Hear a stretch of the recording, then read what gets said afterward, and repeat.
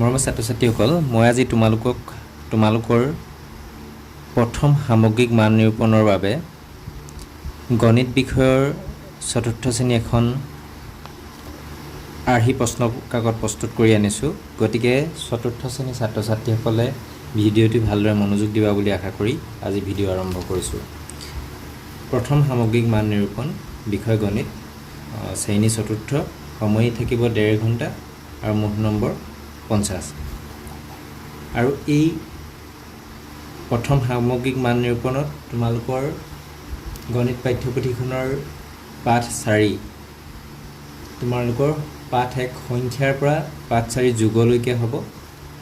আৰু এই 4টা পাঠৰ ওপৰতে এই প্ৰশ্ন কাকতখন প্ৰস্তুত কৰা হৈছে। এতিয়া চোৱাচোন, মই প্ৰথমতে দিছোঁ শুদ্ধ বিকল্পটোত ৰাইট চিন দিয়া 6টা আছে, 1 নম্বৰকৈ 6 নম্বৰ।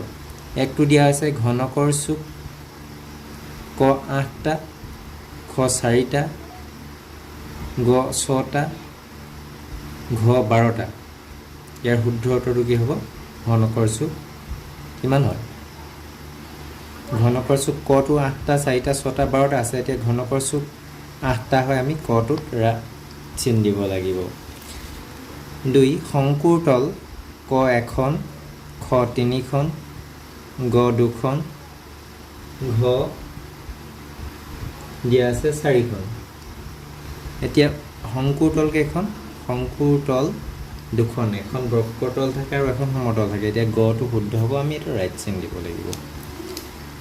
3 নম্বৰটো আন্ধাৰ সমান। আন্ধাৰ সমানটো কি?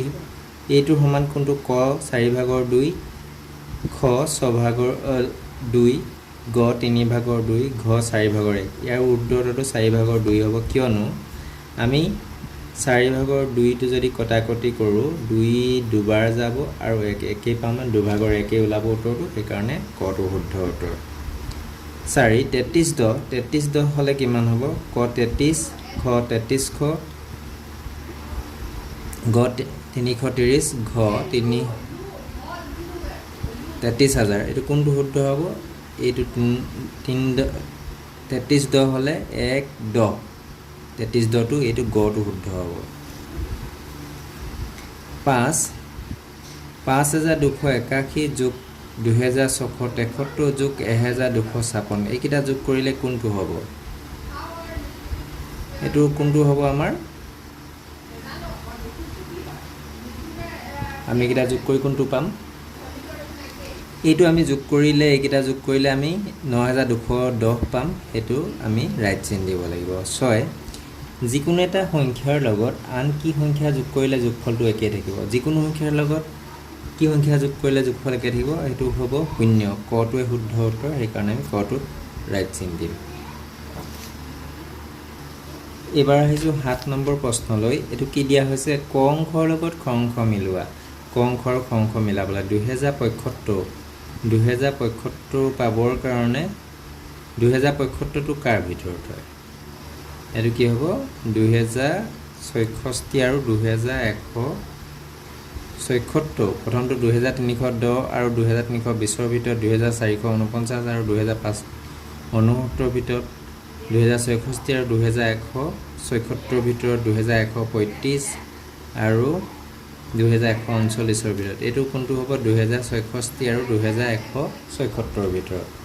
2137টো কি হ'ব? 2135 আৰু 2139 ভিতৰত। 2312টো 2310 আৰু 2320 ভিতৰত হ'ব। এইটো 2463টো 2459 আৰু 2569 ভিতৰত হ'ব। এইটো আমি এনেধৰণে মিলাম। 8 নম্বৰটো কি দিয়া হৈছে? তলত দিয়া জ্যামিতিক আকৃতিবোৰ অংকন কৰা। 3টা আঁকিব দিয়া হৈছে, প্ৰত্যেকটোত 2 নম্বৰকৈ, 3টাত 6 নম্বৰ দিয়া হৈছে। এতিয়া আমি কটো দিয়া হৈছে ত্ৰিভুজ, খটো দিয়া হৈছে পঞ্চভুজ, গটো দিয়া হৈছে খৰভুজ। এইকেইটা আঁকিব লাগে আমি। এতিয়া ত্ৰিভুজ বুলি ক'লে 3ডাল বাহুৰে আগৰ ক্ষেত্ৰত ত্ৰিভুজ বোলে। এইটো হ'ব ত্ৰিভুজ, মই এইটো আঁকি দিছোঁ তোমালোক ত্ৰিভুজ। তাৰপিছত পঞ্চভুজ আঁকিবলৈ হ'লে আমি 5ডাল বাহু হ'ব লাগিব, 1 2 3 4 5, এইটো এটা পঞ্চভুজ। তাৰপিছত খৰভুজ 1 2 3 4 5 6, এইটো হ'ব খৰভুজ। এনেধৰণে আঁকিব লাগিব।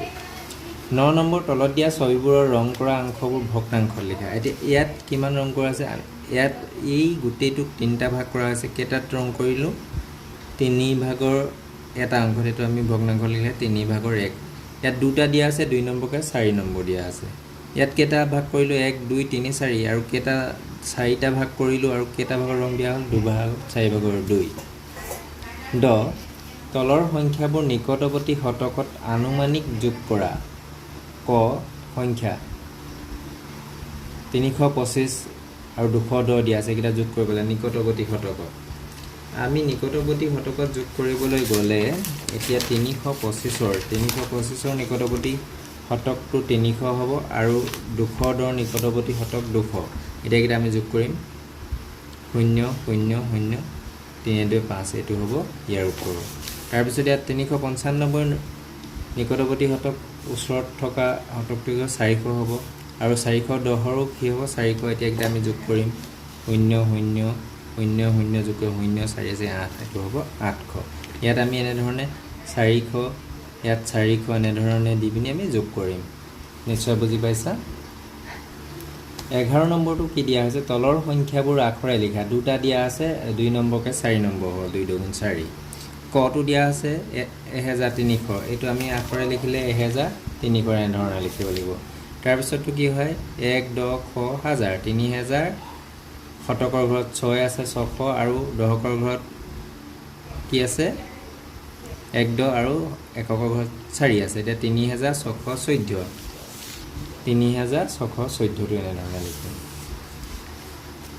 তলৰ 12টো কি কৈছে তলৰ সংখ্যাবোৰ বিস্তৃত ৰূপত লিখা ইয়াত 3টা দিয়া হৈছে আৰু 2 নম্বৰকে 3টাত 6 নম্বৰ 4013টো আমি বিস্তৃত ৰূপত কৰিলে কি হ'ব এই ইয়াত হাজাৰৰ ঘৰত 4000 আছে শতকৰ ঘৰত 0 0 টো যোগ কৰিছোঁ আৰু দশকৰ ঘৰত 1 10 আছে 1 10 দিছোঁ আৰু এককৰ ঘৰত 3 1 আছে 3 1 এনেধৰণে কৰা তাৰ পিছত 2013 দিয়া আছে খটো 2013টো কেনেধৰণে হ'ব হাজাৰৰ ঘৰত 2000 আছে শতকৰ ঘৰত 0 আছে দশকৰ ঘৰত 1 10 আছে এককৰ ঘৰত 3 1 সেইকাৰণে তেনেধৰণে লিখিবলৈ 3904 যেটো হাজাৰ ঘৰত 3000 শতকৰ ঘৰত যোগ 900 আৰু দশকৰ ঘৰত 0 আছে যোগ এককৰ ঘৰত 4 আছে কাৰণ আমি যোগ 4 দিব লাগিব 13 তলৰ আকৃতিসমূহৰ তল চুক আৰু কাষৰ সংখ্যা লিখা দুটা দিয়া আছে আৰু আমি দুইটাত 3 নম্বৰকে 6 নম্বৰ দিছোঁ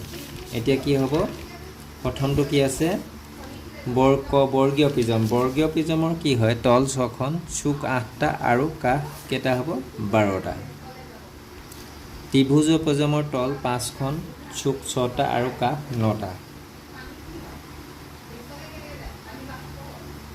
তাৰ পিছত স্থানীয় মান অনুসৰি যোগ কৰা স্থানীয় মান অনুসৰি এতিয়া যোগ কৰিব লাগে কটো কি দিয়া আছে দুটা দিয়া আছে প্ৰথমটো 2 নম্বৰ দ্বিতীয়টো 3 নম্বৰ দিয়া আছে 2 3 5 নম্বৰ দিয়া আছে এতিয়া আমি একক আৰু দশক এনে ধৰণে স্থানীয় মানত ভাগ কৰি দিয়া হৈছে এতিয়া আমি এককৰ কি কৰিম হাতে 2 9 9 1 10 10ৰ 0 বহিব আৰু যেহেতু 10টো আমি ইয়াত দশক এককৰ ঘৰত বহাব নাই আমি দশকৰ ঘৰলৈ লৈ যাম 1 10টো পাছত নি 8 8 2 10 আৰু এই 1 10টো লগ লগালে কি হ'ব 11 হ'ব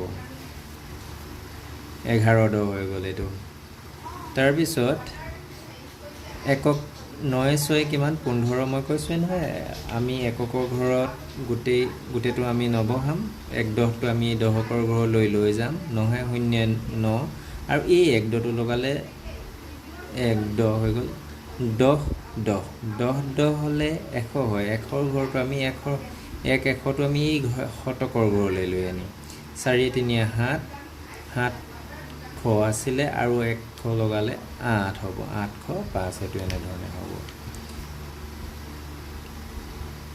15 উপযুক্ত চিহ্নবোৰৰ তলৰ সংখ্যাবোৰ ঊৰ্ধ্বক্ৰমত লিখা এইটো আমি ঊৰ্ধ্বক্ৰমত আমি নিজে লিখিম তোমালোকক মই এই যেটো আগৰ তোমালোকৰ পাঠত মই এইটো ধুনীয়াকৈ বুজাই দিছোঁ তোমালোকে ভিডিও চাবা আৰু কেনে ধৰণে ঊৰ্ধ্বক্ৰমত মানে কি হয় সৰুৰ পৰা ডাঙৰলৈ আমি সজাব লাগে ঊৰ্ধ্বক্ৰমত আৰু আমি ঊৰ্ধ্বকমত হ'লে এই চিনটো আমি ব্যৱহাৰ কৰিম। এনেধৰণে কৰি যাবা। প্ৰথমটো দিয়া আছে 1041, 998, 6031, 5678। প্ৰথমতে আমি 998 লিখিম। 998 মইতো কৰিয়ে দিছোঁ। কি হয়, কাটকৈ সৰু 998টো, তাৰপিছত কোনটো 1041 হ'ব। এনেধৰণে আগবাঢ়ি গৈ থাকিব। তাৰপিছত 5678, তাৰপিছত একেবাৰে লাষ্টত কি হ'ব 6031। এই ধৰণে আমি ঊৰ্ধ্বকমত সজাম, নাইবা এইকেইটা আমি ঊৰ্ধ্বকমত সজাব লাগে। এটা মই কৰি দিলোঁ, তোমালোকে ইয়াৰ যিকোনো এটা কৰিলে হ'ব। 2 নম্বৰ দিয়া আছে। 16 নম্বৰটো কি দিয়া হৈছে, 1069 আৰু 1065 সংখ্যাৰ ঘৰত দেখুওৱা হৈছে। 1069 আমাৰ 1065 দিয়া আছে। এতিয়া কি কৈছে, এতিয়া 1062 আৰু 1086 সংখ্যাৰ ঘাত বহাই। এইটো 1069, 70তকৈ 1 কম আছে কাৰণে ইয়াত বহাইছে। এতিয়া 1062, এইটো 60 আছে। 61 62 হ'বলৈ হ'লে এইটো আমি 1062টো আমি ৰহতে লিখিব লাগিব। 1062, তাৰপিছত 1086, এইটো 85, ইয়ালৈকে 85, এইটো 86, ইয়াত আমি 1086 লিখিব পাৰোঁ। 1086 এনেধৰণে লিখিব লাগে। তোমালোকে এইটো নিজেও কৰিবলৈ যত্ন কৰিবা। আৰু এই প্ৰশ্নটোৱে শেষৰ প্ৰশ্ন আছিলে। আজি ভিডিঅ' ইমানতে সামৰিছোঁ। পুনৰ অন্য এটা ভিডিঅ'লৈ তোমালোকৰ ওচৰলৈ পুনৰ আহিম। ধন্যবাদ।